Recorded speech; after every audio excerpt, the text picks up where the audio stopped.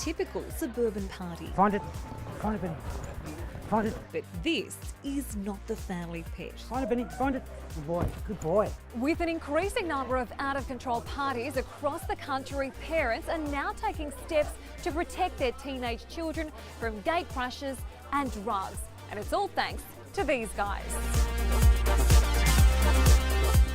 You can pick up various types of illegal narcotics, marijuana, ice, cocaine, speed, ecstasy. Drug detection dogs like Ben and his handler Dirk McLean, a former federal police officer, are now being hired out for parties.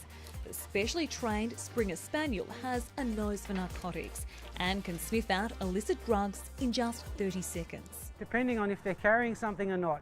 If they're carrying something, that's something I'm looking for. I'm looking for a change of behaviour in the person themselves, where they become nervous or a bit hesitant to enter the property. Security expert Naomi Oakley says more and more parents are now asking about booking drug dogs. It's absolutely a fantastic deterrent. It does, prevent a lot of the riffraff from coming in or coming past the party. We've had some situations where we've had drive-by drug dealers at some of the events, to a point where some of them are throwing, drugs over fences and that sort of thing. Only last week, a 16-year-old boy was stabbed to death and 6 others injured when an 18th birthday party in Sydney turned violent. Police officer ambulance. We need to take it. While earlier this year in Melbourne, 50 youths smashed their way into an unsupervised party after learning about the gathering on Facebook. They were using weapons, knives, sticks, bats. Parents are looking at other measures, safety measures, to ensure that they're providing a safe environment for the kids coming to their property or the venue to have a party. As guests arrive at this party, Ben is walked past.